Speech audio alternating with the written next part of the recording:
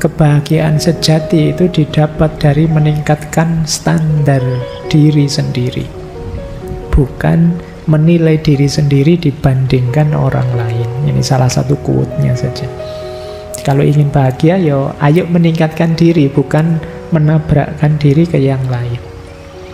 Kita itu sering membuat standar dengan cara ngukur diri kita ke orang lain. Lah, teman saya itu Pak sudah begini. Wah, teman saya yang sana anaknya sudah 3 Pak. Oh, yang sana anaknya kuliah Pak. Saya kok belum dapat-dapat. Jadi kamu membandingkan dengan yang lain. Yo, kamu stres sendiri.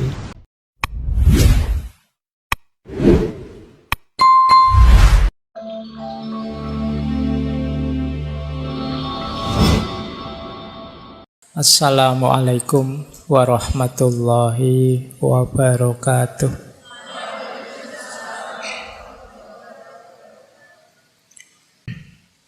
Bismillah, mari kita lanjut lagi belajar kita, ngaji kita. Malam hari ini kita belajar sebentar ya konsep beliau, Martin Seligman. Ini orang Amerika meskipun namanya belakangnya ada man-nya. Tidak sama dengan Superman apa Sutarman apa sih. Beliau ini orang menyebutnya bapak psikologi positif. Malam hari ini kita mungkin agak detail karena ketemu ilmuwan. Kalau filosofi itu kan biasanya yang dibahas prinsip-prinsip umumnya, filosofinya yang sifatnya universal mendalam. Nah, malam hari ini kita beri pembanding seorang ilmuwan, ahli psikologi, yang punya teori yang luar biasa tentang kebahagiaan. Kalau minggu lalu Bertrand Russell itu menaklukkan kebahagiaan, kalau beliau ini mungkin konsepnya bisa disebut menciptakan kebahagiaan. Ternyata teori-teori tentang kebahagiaan itu banyak sekali, macam-macam. Silahkan teman-teman milih sendiri. Kalian lebih cocok, lebih prefer teori yang mana, konsepnya siapa. Nggak milih juga ya nggak apa-apa, waktu ya nggak wajib. Yang penting paham ya, kita ngerti, oh ternyata ada variasi-variasi konsep yang banyak tentang apa itu kebahagiaan. Seperti kata Russell minggu lalu, ya siapa tahu konsep-konsep ini bisa mendiagnosa diri kita, penyakit-penyakit jiwa kita. Nah, itu gunanya belajar. Ya teori atau konsep itu kan tidak muncul tiba-tiba, ya berangkat dari konteksnya masing-masing orang yang membuat teori. Ada kalanya cocok, ada kalanya tidak cocok dengan kita. Kalau tidak cocok ya sebagai pengayaan wawasan kita. Kalau cocok ya sebagai jalan untuk meningkatkan kualitas diri kita. Lah terus apa gunanya Pak kalau makin kaya terlalu banyak teori nanti numpuk? Itu yang saya sering pakai istilah, anggap saja teori-teori itu sebagai senjata hidupmu. Siapa tahu suatu ketika kalian menghadapi situasi yang memerlukan teori-teori tadi. Nah, maka bisa ditengok kembali, bisa dipakai. Tidak ada ruginya orang nambah wawasan, nambah ilmu, asal positif. Daripada isi kepala kita diisi dengan hal-hal yang tidak penting, tidak perlu. Mungkin hari ini isi kepala kita ini macam-macam, sumber paling banyak ya dari medsos dan kawan-kawan. Ya kita sisipkan dikit-dikit lah materi-materi penting berguna untuk hidup kita. Sopo ngerti itu sumbernya kebahagiaan kita. Saya tidak tahu, kesan saya belakangan ini banyak orang yang lelah jiwanya.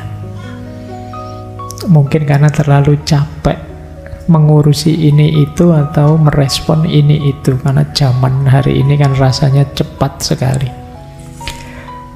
Coba kalian cek dirimu masing-masing ya, termasuk golongan orang yang lelah atau tidak.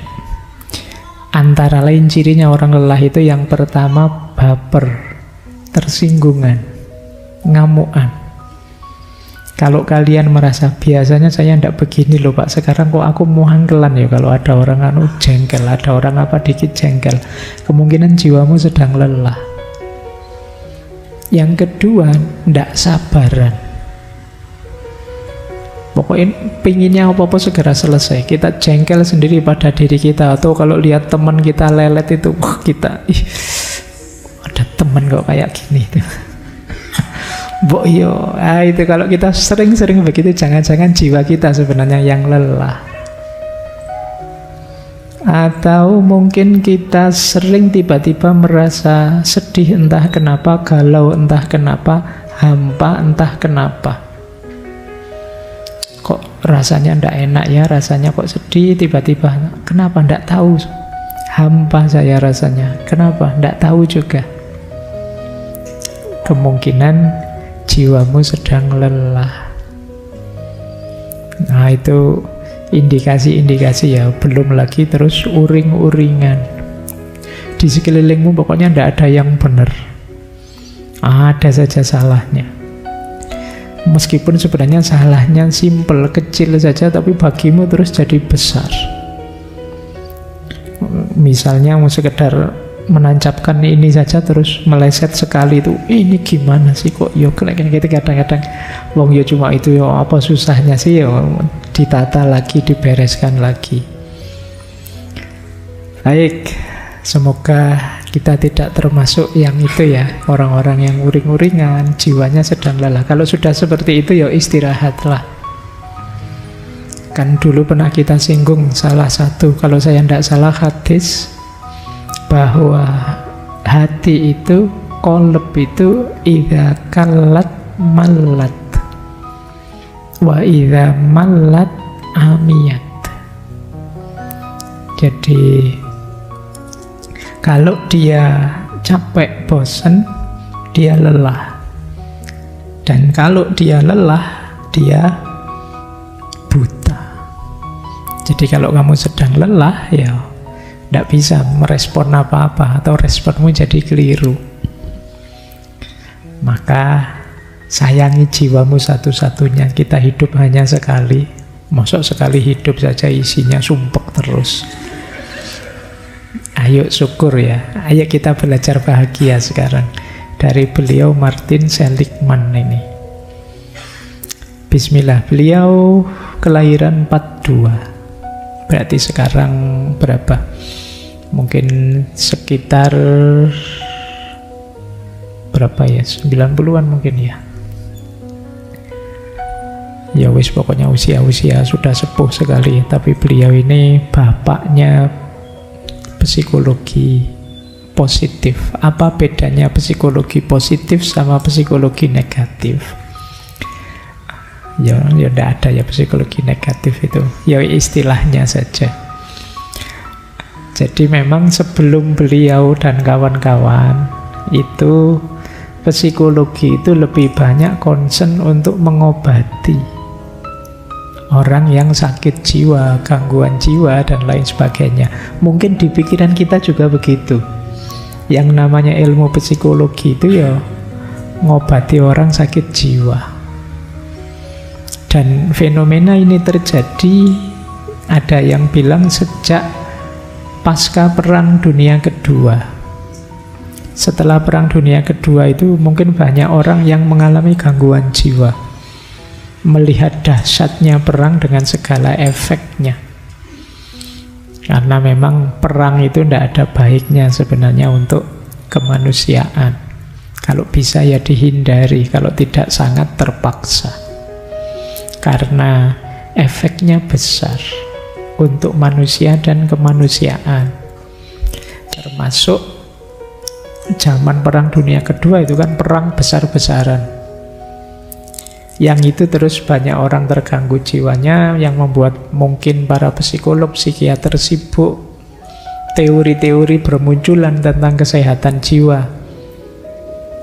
Sampai akhirnya muncul kesan bahwa psikologi itu lebih fokus pada aspek patologi, aspek orang yang sakit jiwa saja. Di luar itu tidak.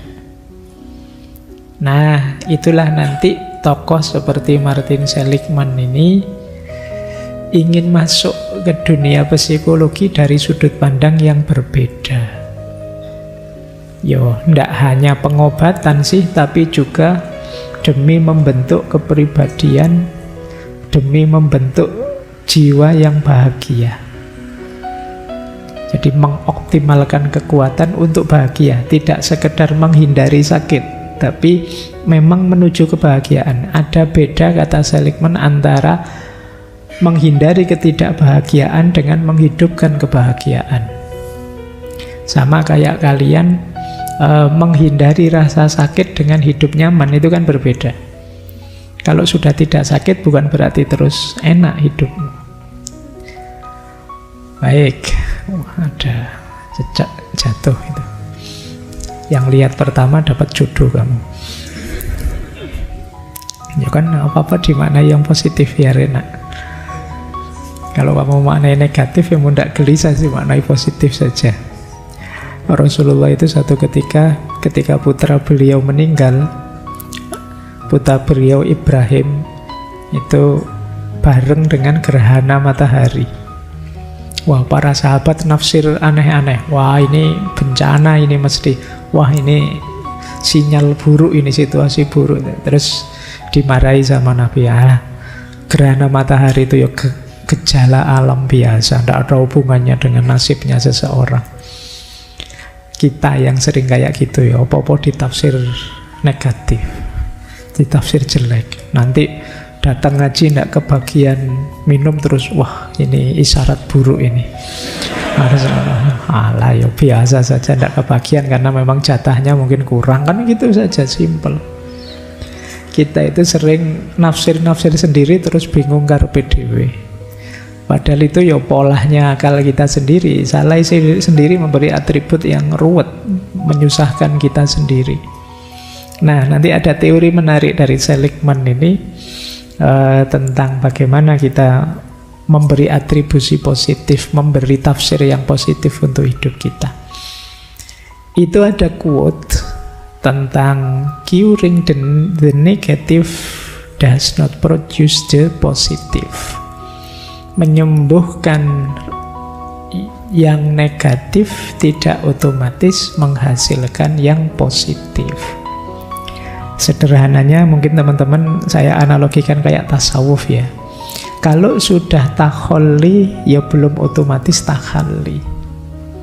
Iya sih, kita tidak punya sifat-sifat jelek, sudah bersih, tapi bukan berarti kan kita sudah baik sebelum kita melakukan kebaikan.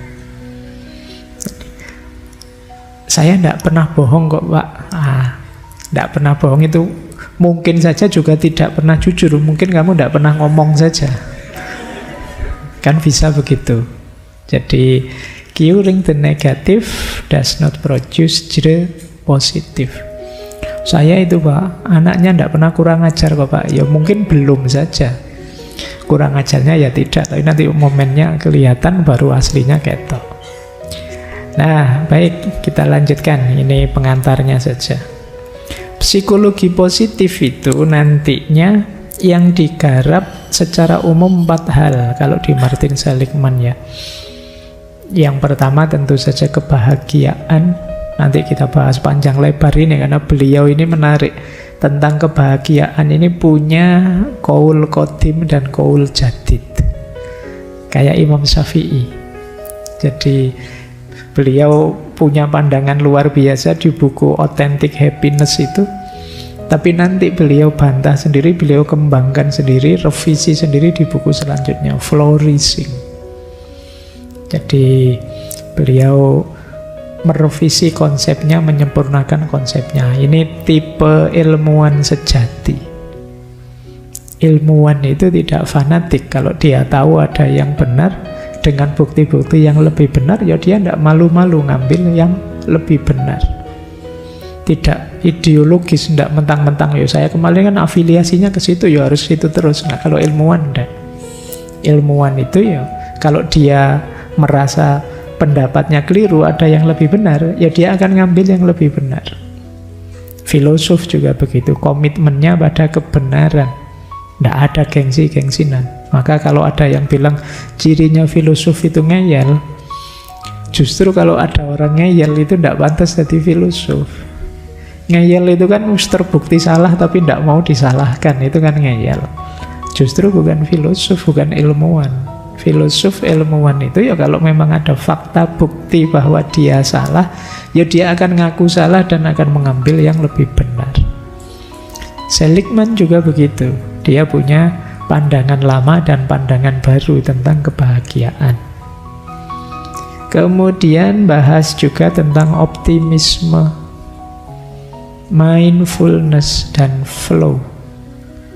Flow itu kadang pakai istilah engagement. Kita terlibat langsung mengalir dalam hidup ini. Itu nanti bagian dari kebahagiaan juga. Ini 4 tema utama yang banyak dibahas dalam psikologi positif. Kebahagiaan, optimisme, mindfulness. Mindfulness itu ya nanti teman-teman bisa mengulang dulu, kita pernah punya sesi mindfulness. Hidup yang khusyuk, hidup yang fokus, bisa menikmati apa yang kita jalani. Kemudian flow, mengalir dengan hidup dengan situasi kita. Ini 4 tema besar. Ya malam hari ini kita lebih fokus ke kebahagiaan saja dan yang berkaitan. Jadi yang 4-4-nya berkaitan. Cuma kalau kita bahas semua nanti waktunya tidak cukup. Kita bahas yang utama-utama. Baik, kita awali dulu dari sini. Ini salah satu kontribusi besarnya Martin Seligman ini adalah beliau punya konsep tentang optimisme dan pesimisme yang khas. Tentu saja kuncinya orang bahagia itu mindsetnya. Nah, ada optimistic mindset, ada pessimistic mindset. Awas keliru, cirinya kata Seligman bukan kok orang pesimis itu, wah orang ini lihat jeleknya saja, bukan begitu kata dia. Coba kita lihat ya bedanya optimis sama pesimis. Kita awali dari yang pesimis dulu, yang sebelah kanan. Orang pesimis itu memaknai kejadian negatif sebagai permanen. Sementara orang optimis itu memaknai kejadian negatif sebagai sementara. Nah, jadi orang pesimis itu misalnya dia jatuh, ya dia membacanya saya ini memang orang tidak beruntung. Selalu jatuh, selalu kalah, selalu nih. Ini mindsetnya orang pesimis. Kalau orang optimis, ya dia jatuh, wah jatuh ini saya. Tapi kan sekarang, besok mungkin saya sukses lagi. Nah itu orang optimis. Saya tidak tahu kalian termasuk yang mana, atau tidak dua-duanya. Kamu pesimis atau optimis? Pak, saya itu tidak punya mindset, Pak. Tidak pernah mikir hidup saya gimana, ya nggak tahu ya. Tapi ya semoga tidak pesimis lah, saya tidak tahu kalian gimana. Jadi orang pesimis itu ya dua-duanya sadar kalau mengalami hal negatif. Tapi kalau orang pesimis nganggapnya saya ini memang selalu sial. Kalau orang optimis enggak, ya saya mengalami yang negatif. Tapi mesti enggak kayak gini, nanti akan situasinya jadi lebih baik. Yang kedua, orang pesimis itu memaknai kejadian negatif sebagai totalitas hidupnya, menyebar. Kalau orang optimis memaknai kejadian negatif itu spesifik. Orang optimis itu misalnya begini, nilai saya jatuh. Ya yang jatuh kan nilai kuliah, hidup saya nggak cuma urusan kuliah saja. Masih ada urusan rebahan di kamar, masih ada Nah, itu orang optimis. Dia tahu bahwa ini hanya satu sisi saja kok. Sisi yang lain banyak. Kuliah itu kan hanya satu bagian saja. Masih ada bagian hidup yang lain. Beda dengan orang pesimis. Orang pesimis menganggap peristiwa negatif itu ya totalitas hidupnya yang negatif. Jadi ya kayak tadi misalnya kuliahnya gagal, nilainya jatuh, itu dia merasa bahwa hidupnya gagal total sudah. Nah, jadi ini dua mindset yang berlawanan. Ya orang yang optimis cenderung akan lebih bahagia dibandingkan orang yang pesimis. Karena orang pesimis itu misalnya hidupnya seneng terus, ada ndak senengnya satu saja, dia merasa seluruh hidupnya gagal. Tapi kalau orang pesimis itu dia bisa, orang optimis dia bisa melokalisir peristiwa negatif itu. Nah, ini kita mulai latihan ya. Kadang-kadang misalnya kita dikritik orang. Kita itu kadang kalau dikritik orang terus jadi baper, marah, tersinggung. Karena apa? Kita membacanya orang ini menyerang totalitas diri kita. Padahal mungkin dia mengkritik bagian kecil saja dari diri kita. Misalnya kita kalau ngomong keras sekali suaranya, terus kita, Mas kalau ngomong jangan keras-keras. Itu kan tersinggung seluruh diri kita. Padahal yang dikritik kan cuma cara ngomongnya saja. Di luar itu kan kita tidak dikritik, tapi kita bapernya luar biasa, merasa orang ini menyerang keseluruhan diri kita. Ini mindsetnya orang pesimis. Jadi kita merasa orang ini menjelek-jelekkan saya seutuhnya. Padahal mungkin dia mengkritik bagian kecil saja dari diri kita. Kalau tidak ingin terlalu baper, oh iya, tidak apa-apalah. Mungkin memang kelemahan saya kalau ngomong agak tidak kontrol. Tapi bagian diri saya yang lain bagus kok. Ya saya terima kritik untuk bagian ini. Itu lebih nyaman bagimu. Jadi makanya kenapa kalau ada orang misalnya ditanya kapan lulus, kapan nikah, kamu kan terus drop langsung. Jadi karena kamu anggap lulus dan nikah itu sepenuhnya bagian hidupmu. Coba kamu baca lebih detail. Oh iya ya, ada bagian hidup saya yang kuliah. Orang tanya kapan lulus, saya jawab belum saatnya lulus kan tidak apa-apa. Misalnya gagal kan itu hanya satu sisi hidupku. Sisi hidupku yang lain banyak. Jadi ini yang kadang membuatmu overthinking. Kelemahan di satu bagian hidupmu kamu anggap kelemahan di keseluruhan dirimu. Nah, terus stres karepe dhewe. Karena wah, saya kok ditanya kapan nikah itu, padahal saya terus kamu bingung. Kamu oh iya ya, ada satu bagian dari hidupku yaitu pernikahan yang belum jalan sampai saat ini. Tapi kan banyak juga sisi hidupku yang lain, yang juga gagal.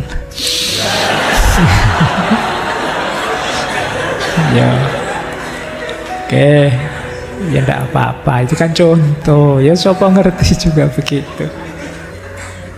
Tetap masih ada yang enggak gagal kok. Paling enggak, orang lain kayak gini sudah stres. Bayangkan, saya aja enggak stres. Berarti kan kamu hebat. Ada kehebatanmu yaitu kuat menanggung malu, misalnya. Oke. Yaitu contoh. Oke ya, yuk jangan baper. Kalau ada orang kritik, ditanggapi proporsional saja. Kalau mengalami peristiwa pahit, dipahami sesuai konteksnya saja. Jangan terlalu diseret kemana-mana. Apalagi dimaknai negatif kemana-mana seperti tadi. Ya kayak tadi tiba-tiba ada cecek jatuh, itu kan waduh Pak, ini isyarat apa? Ya cecek jatuh mungkin dia lupa pegangan. Nonton ngaji lupa lihat di bawah kok banyak orang, terus kaget dia terus jatuh. Simple saja. Yang ketiga, cirinya orang optimis itu memaknai kejadian negatif tidak secara personal. Kalau orang pesimis memaknai kejadian negatif sebagai personal. Maksudnya, kalau ada peristiwa pahit, itu kalau orang optimis biasa sih manusia itu kadang seneng, kadang susah. Ada positifnya, ada negatifnya. Itu orang optimis.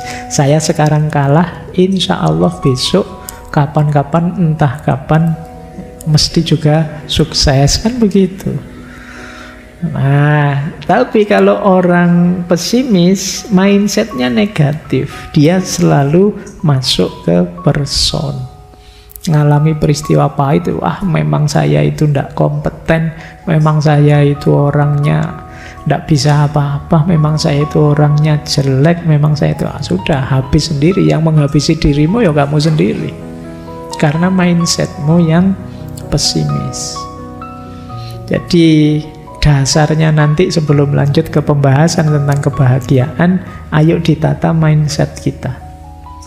Ayo jadi orang yang pesimis. Nah, biasanya nanti ada yang komen, "Ndak segampang itu, Pak." Ya karena ndak gampang itu, ayo latihan pelan-pelan. Ndak ada yang nyuruh instan juga. Yuk pelan-pelan berubah. Kalau memang optimis itu baik, ya kenapa tidak kita latihan pelan-pelan untuk jadi optimis. Nah, nanti ada istilah menarik. Yang ini jadi salah satu tesis besarnya Martin Seligman. Ada istilah learned helplessness. Ketidakberdayaan yang dipelajari. Learned helplessness ini membuat orang kadang-kadang jadi depresi. Maksudnya apa? Ini satu kondisi ketika seseorang mengalami sesuatu yang membuat dia tertekan. Dia tidak bisa ngatasi, berulang-ulang sampai dia merasa, saya memang tidak mampu di bidang ini. Itu namanya learned helplessness. Jadi reaksi orang yang menyerah, tidak mau berjuang lagi, merasa bahwa saya tidak mampu, saya tidak ada gunanya melakukan apapun kalau urusan ini. Ini namanya learned helplessness.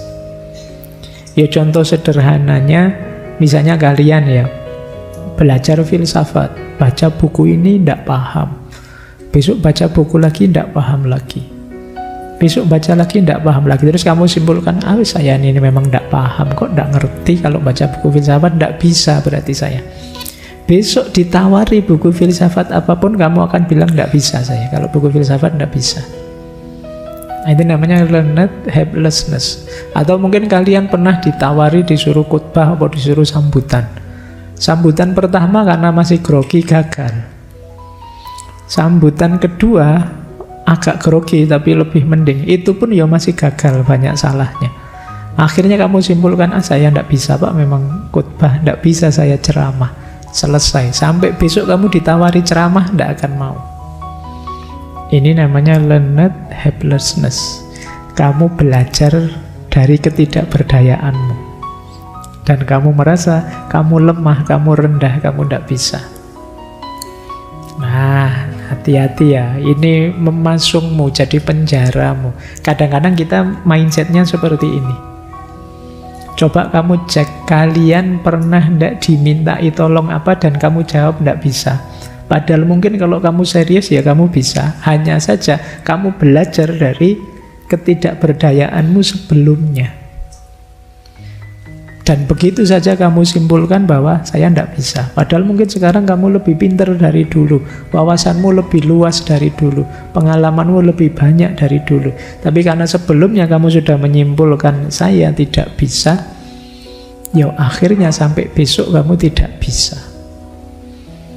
Ini yang membuat orang terus tidak bahagia.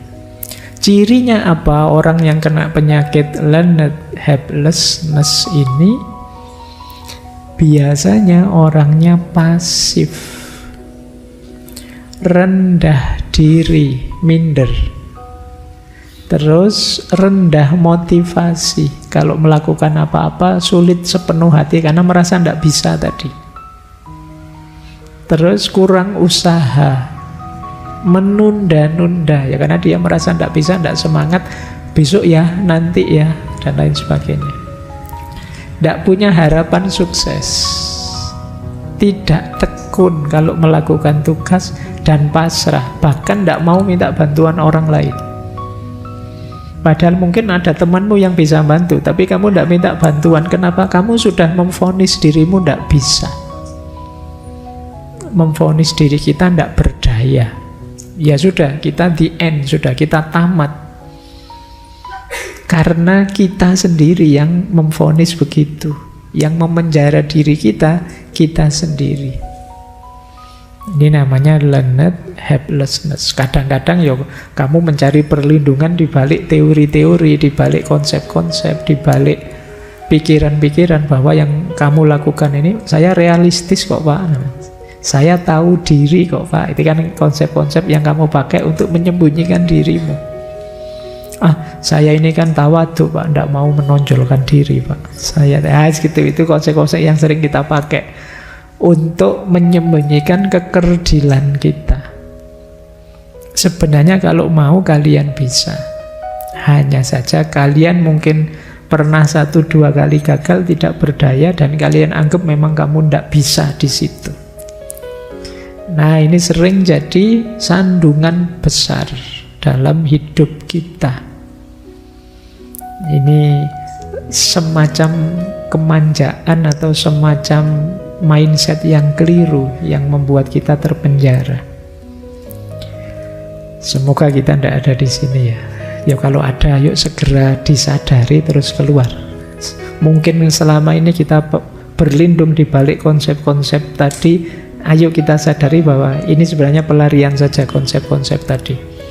Saya kan memang aslinya introvert Pak. Saya kan aslinya tawadhu Pak. Saya kan memang tahu diri Pak. Iyalah. Coba kamu ulang lagi, kamu renungi lagi, apa benar kamu memang sama sekali tidak bisa? Atau hanya tidak mau belajar saja? Semoga kita tidak jadi learned helplessness tadi. Lawannya learned optimism. Nah ini, kalau tadi ketidakberdayaan yang dipelajari, kalau ini optimisme yang kita pelajari.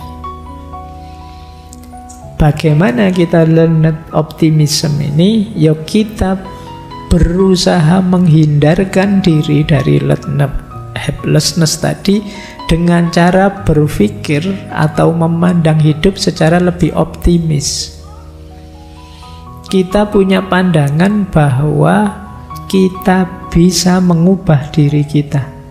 Kita siap menantang berbagai halangan dalam hidup kita. Jadi ini namanya learned optimism. Lawannya yang sebelumnya tadi. Apa yang dilawan? Pikiran. Makanya tadi pakai istilah mindset. Kita ini kan serba memberi makna dengan pikiran kita terhadap segala sesuatu.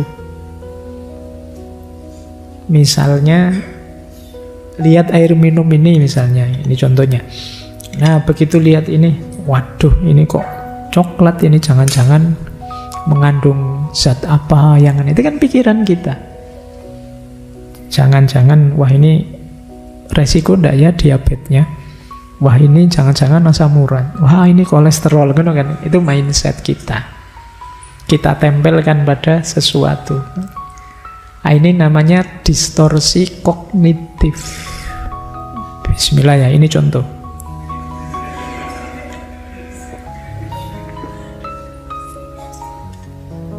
Manusia itu memang pekerjaannya memberi makna. Jadi apapun akan dia maknai. Kalau kebetulan mindsetmu negatif, pemaknaanmu juga akan selalu negatif. Ngaji kok orangnya sedikit sekali, tidak semangat ngaji kok orangnya banyak sekali, tidak khusyuk lah terus kapan ngajimu? Gitu salah. Yang main apa? Mindsetmu, pikiranmu yang serba negatif. Nah, nanti Seligman menawarkan, ini meminjam teorinya Dr. Albert Ellis, namanya teknik ABC. Ketika kita ketemu fenomena negatif, ayo kita analisis aspek ABC-nya. Ini nanti akan ketemu di mana sih pikiran-pikiran kita yang jelek. E atau A itu dari antecedent, belief itu mindset kita tadi, isi pikiran kita, konsekuen itu efeknya. Misalnya, antasedennya adalah peristiwa ketika kita bertengkar dengan teman kita. Peristiwa kita bertengkar itu terus ketemu belief kita, cara pandang atau mindset kita. Belief kita adalah, saya memang orangnya jelek kok Pak, mau apa? Saya memang bukan orang baik, mau apa? Nah, ini mungkin, ini contoh ya. Ada kan orang yang mindsetnya kayak gini, saya memang aslinya buruk, beda dengan yang lain. Sudahlah, nggak usah nyenggol-nyenggol saya, itu mindset. Terus karena mindset kita begitu, ada konsekuennya. Akhirnya apa? Kita nggak ingin damai dengan teman kita. Kita merasa, yo saya memang otentiknya begitu. Kalau nggak suka saya, ya minggir saja. Nah, coba kita perhatikan ya, yang belief itu, bener ndak sih itu harga mati? Bener ndak sih itu aslinya kita atau pikiran kita saja tentang diri kita? Apa benar kita ndak bisa mengubah belief itu, mengubah diri kita? Jadi akarnya ada di B. Belief kita, konstruksi pikiran kita. Kalau kita bisa sukses mengubah itu, nanti meskipun A-nya tetap, tapi C-nya akan beda. Konsekuensinya akan berubah. Sekarang saya ubah, yo saya ini manusia biasa, kadang buruk, kadang juga baik. Ini sudah lumayan, sudah terbuka sedikit.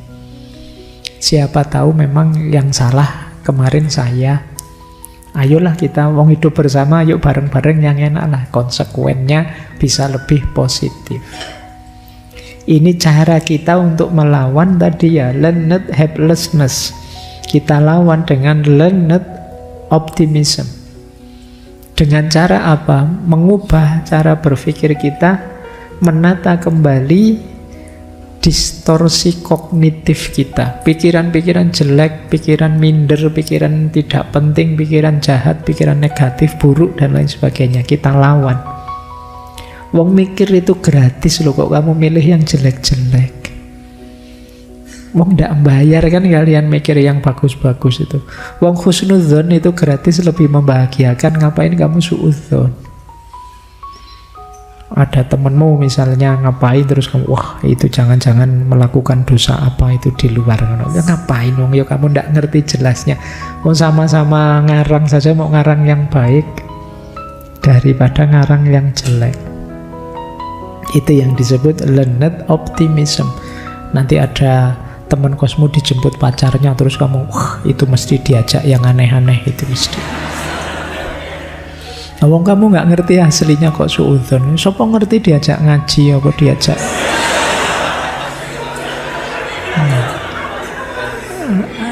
Lah iya, ya mending kan kamu husnudzon. Wah, alhamdulillah ya temanku dijemput pacarnya mau diajak ngaji bersama mesti. Ya kan ngono.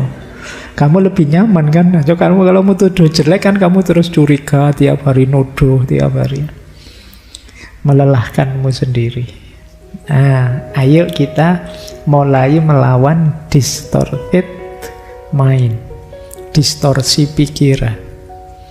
Kita itu sering jatuh bangun, susah, sedih karena pikiran kita sendiri.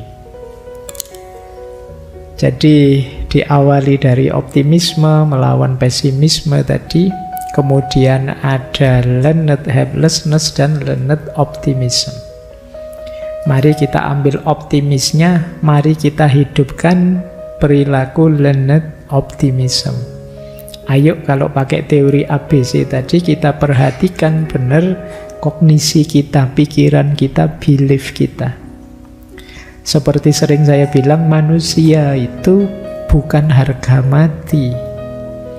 Nilai diri, konsep diri, dan kenyataan dirinya.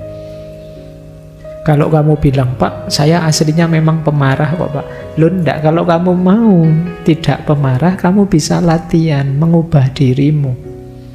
Kita ini bukan paket jadi, kita itu paket potensi. Kamu mau apa bisa. Saya itu pingin jadi orang yang lebih penyabar, lebih santai, lebih tenang gitu. Bisa kalau kamu mau, asal serius melatih dirimu. Kalau kata Imam Ghazali, riyadhah. Riyadhah itu melatih diri dalam kebaikan. Latih saja, cita-citakan apa sebaik yang kamu bisa, latih dirimu. Nah, itu kata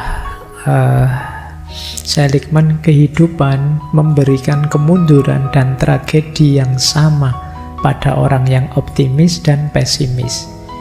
Tapi orang optimis dapat menanganinya lebih baik. Sedihnya sama, tapi yang dirasakan beda antara orang optimis dan pesimis. Mungkin musibahnya sama, tapi yang dirasakan beda antara yang optimis dan pesimis. Yang optimis tentu saja positif, yang pesimis tentu saja negatif. Kita lanjutkan. Ini ada rumus, tapi tulisannya kekecilan. Tak bacakan saja, nanti kamu dengarkan baik-baik. Oke, urusan format ini. Karena ini laptopnya compact. Tidak terlalu kompak sama laptop saya berarti. Nah, ini melawan pesimis ya. Ada cara, beberapa tips dari Seligman. Yang pertama kata Seligman, ayo kamu kenali pikiran negatif otomatis yang melintas dalam diri kita saat momen-momen buruk. Jadi ayo kita cek. Kadang-kadang misalnya mengalami kegagalan apa itu, coba kita cek, ini muncul pikiran apa ya di pikiranku. Wah, ternyata pikiranku misuh-misuh. Wah, ternyata pikiranku depresi. Wah, coba kamu kenali saja. Isinya apa sih kalau kamu sedang sedih, sedang drop itu. Ini penting dalam rangka nanti mengaturnya. Yang kedua, kalau sudah muncul macam-macam, bantahlah kalau itu negatif. Misalnya pikiranmu bilang begini, wah ini kalau gagal di sini ya gelap sudah hidup kita ke depan. Nah, segitu. Bantahlah, tunjukkan, Allah teman kita yang sana lebih gagal, lebih susah lagi. Tapi yo seneng saja hidupnya, ngapain gitu. Itu namanya memberi counter example, beri contoh lawannya. Biar tidak terlalu drop kamu. Ya boleh contoh simbah-simbahmu dulu. Wah, ini kuliah saya kok kelihatannya mau gagal. Alah, simbahmu dulu tidak kuliah juga seger waras sampai usia 80-90 misalnya. Nah, ini namanya membeli counter example. Biar kamu tidak terlalu pesimis. Oh, banyak orang besar itu sekolahnya juga gagal. Ada yang tidak naik kelas, ada yang tidak lulus. Tidak apa-apa, santai sajalah. Nah, ini dalam rangka apa? Mendinginkan pikiran buruk. Yang ketiga, kalau sudah kamu bisa memberi contoh lawannya, itu kan kamu tidak terlalu drop lagi kalau sudah ngerti. Banyak juga sih contoh. Kamu usia sekian kok tidak nikah-nikah. Wah, ada banyak contoh ini, itu juga tidak laku sama kayak saya, santai sajalah. Dan mereka juga masih bisa bahagia, gembira. Yang ketiga, beri atribusi yang berbeda dari yang disebut oleh pikiranmu. Kalau pikiranmu bilang, wah ini awal dari kegagalan, ya enggak. Ini awal dari cerita yang baru, hidup yang baru. Nah, itu lebih positif. Jadi, misalnya kamu kehilangan HP. Wah, ini sedih ini. Anda alamat mau punya HP baru ini. Kalau ada duitnya. Ya kalau enggak ada kan masih ada pinjol.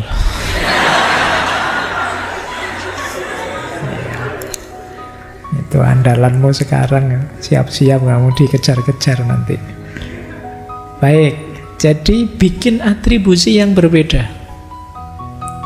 Wong yo label itu kan dari pikiran kita. Kenapa sih tidak kita kasih label yang positif saja? Biar kita tidak pesimis. Yang keempat, bila perlu ayo belajar sedikit-sedikit mengalihkan pikiran. Kalau memang sangat menekan, cari fokus yang berbeda. Sulit ya Pak mempengaruhi pikiran saya sudah terlanjur terikat, terlanjur mindset saya begini. Ya sudah, kalau pas lagi drop, distraksi. Cari yang bisa memalingkan kita dari kesedihan kita itu. Yo, biar tidak terbayang-bayang terus dengan kegagalanmu. Yo, sana nonton drakor sana. Apa kamu main healing sana, atau kamu lakukan ini, lakukan untuk mendistraksi. Biar tidak mikir kesedihanmu saja, ya kamu mikir kesedihannya bintang-bintang film itu. Biar tidak apa-apa. Yang penting bisa mendistraksi sementara. Karena orang itu kalau muleng saja di situ, berat hidupnya. Biar saja kamu nyari katarsismu sendiri, apa dengerin musik kah, nonton film kah, sholat kah, ibadah kah, monggo. Nah mungkin wah saya saatnya ngaji, alhamdulillah sudah tobat.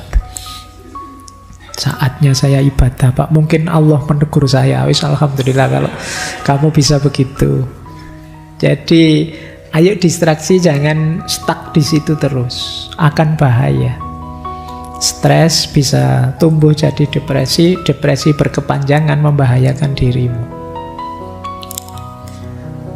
Nah, bila perlu kamu lacak sampai akarnya. Jadi yang kelima itu pertanyakan asumsi-asumsinya.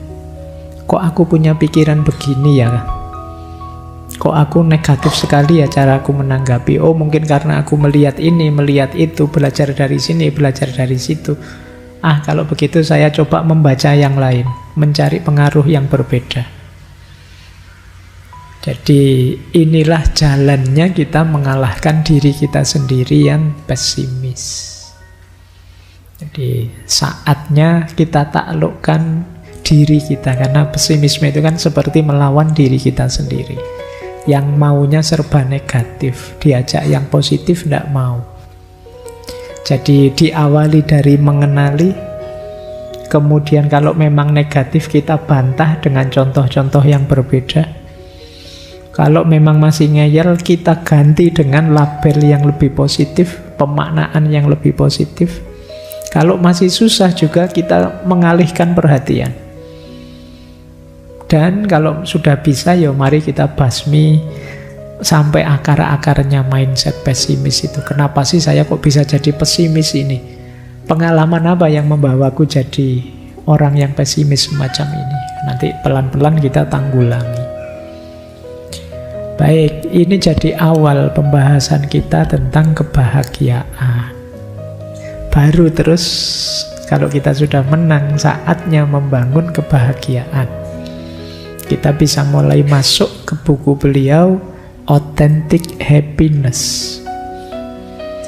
Jadi ini salah satu bestseller beliau sebelum nanti masuk ke buku kedua. Jadi kata beliau, kebahagiaan sejati itu didapat dari meningkatkan standar diri sendiri, bukan menilai diri sendiri dibandingkan orang lain. Ini salah satu quote-nya saja. Kalau ingin bahagia, yo ayo meningkatkan diri, bukan menabrakkan diri ke yang lain. Kita itu sering membuat standar dengan cara ngukur diri kita ke orang lain. Lah teman saya itu Pak sudah begini. Wah teman saya yang sana anaknya sudah 3 Pak. Wah yang sana anaknya kuliah Pak. Saya kok belum dapat-dapat. Ya, kamu membandingkan dengan yang lain. Ya kamu stres sendiri. Ya standarmu sendirilah. Rencanamu untuk dirimu bagaimana? Standar untuk dirimu bagaimana? Dasarnya itu. Cuma ini quote-nya saja. Yuk kita masuk ke teorinya tentang authentic happiness, kebahagiaan yang otentik, meskipun nanti dikembangkan lagi. Ini kita sebut saja qaul qadimnya. Jadi pandangan beliau yang awal tentang apa itu kebahagiaan. Meskipun kalau kita tidak masuk ke pandangannya yang kedua, sebenarnya teori ini saja sudah luar biasa. Nah, kata Seligman, kebahagiaan itu kan sederhananya life satisfaction. Bahagia itu kepuasan kita terhadap hidup kita. Mungkin kita kemarin-kemarin sulit mendefinisikan apa itu kebahagiaan. Sederhananya kalau versinya Seligman itu ya bahagia itu kita puas dengan hidup kita, sudah. Cirinya apa? 3 kata Seligman. Bahagia itu gabungan antara pleasure, engagement, and meaning. Maka untuk kita bahagia diawali dari pleasant life. Pleasant life itu hidup yang menyenangkan. Kemudian the good life. The good life itu hidup yang baik. Hidup yang baik lebih menyenangkan lagi. Kemudian puncaknya the meaningful life. Meaningful life itu hidup yang bermakna dan bertujuan. Ini yang paling menyenangkan, paling membahagiakan. Jadi ini semacam ranking, tapi harus kita alami semua. Menyenangkan, baik, dan bermakna. Meaningful. Nanti kita bahas satu-satu. Hidup yang menyenangkan itu bisa kita cek. Coba sampean semua tanya ke dirinya masing-masing, saya sedang seneng enggak? Itu namanya pleasant life. Seneng Pak, saya gembira hari ini, belakangan ini. Oke. Pleasant itu temporer. Jadi sekarang, mungkin sekarang senang, tapi nanti begitu balik ke kos-kosan ya sumpek lagi. Nah, sekarang lupa sebentar, nanti ingat lagi, itu pleasant. Jadi hidup yang pleasure itu sangat naik turun. Nanti ada the good life. The good life itu pertanyaannya, apakah aku menjalani kehidupan yang menyenangkan? Kehidupan yang menyenangkan itu berarti secara umum hidupku ini menyenangkan. Meskipun kadang naik, kadang turun kegembiraannya, tapi secara umum memuaskan. Itu the good life. Ya saya kadang seneng, kadang sedih Pak, tapi ya alhamdulillah hidup saya penuh anugerah, bahagia. Sekolah, kuliah ya ndak pernah ndak naik kelas. Kuliah kadang-kadang nilainya jelek, tapi ya tetap lulus. Alhamdulillah, itu good life. Saya hobi ini bisa saya salurkan, secara umum saya bahagia, itu the good life. Tidak sekedar senang susah sementara. Ada yang lebih membahagiakan lagi, yaitu meaningful life. Meaningful life itu hidup yang tidak hanya menyenangkan bagimu, tapi juga kamu bisa berbagi kesenangan, berbagi kegembiraan ke yang lain. Kamu punya kontribusi untuk juga membantu yang lain bahagia. Ini yang disebut meaningful life. Tidak egois, bahagia untuk dirimu sendiri seperti the good life, tapi juga bahagia yang bisa kamu bagi ke sesama, ke sekitarmu. Ini durasinya lebih panjang. Yuk kita pelajari satu-satu. Nah, pleasure life atau pleasant life itu kuncinya adalah emosi yang positif. Hidupmu termasuk menyenangkan kalau ada emosi-emosi itu hadir. Nanti oleh Seligman, emosi itu dibagi 3. Menghadapi masa lalu, menghadapi masa depan, menghadapi masa kini. Menghadapi masa lalu harusnya yang terasa oleh kita puas, lega, bangga, dan tenang. Nah, itu berarti emosimu positif, hidupmu berarti menyenangkan. Yang sudah terjadi memuaskanmu, membanggakanmu, dan kamu tidak gelisah dengan masa lalu, tenang. Nah, itu berarti hidupmu senang. Ya, durasinya bisa panjang, bisa pendek. Misalnya, apalah yang pendek ya, kesenangan jangka pendek, ketenangan tadi. Misalnya kamu tadi di kamar kosmu meninggalkan komputer dalam keadaan nyala. Kamu tinggal ke sini, terus kamu, waduh, saya tadi kelihatannya buka-buka apa belum tak tutup. Nah, ini kalau temenku tiba-tiba masuk kamar, bahaya ini. Masuk kamar ndak ya dia, kamu ndak tenang. Ketika ndak tenang, berarti kamu ndak senang, ndak pleasant hidupmu. Karena yang tadi masa lalumu 2 jam yang lalu itu ternyata kamu melakukan mungkin kesalahan. Ya apalagi masa lalu yang sangat jauh. Coba ya saya dulu zaman SMA begini begitu, ada ndak yang kan kadang sering kita begitu.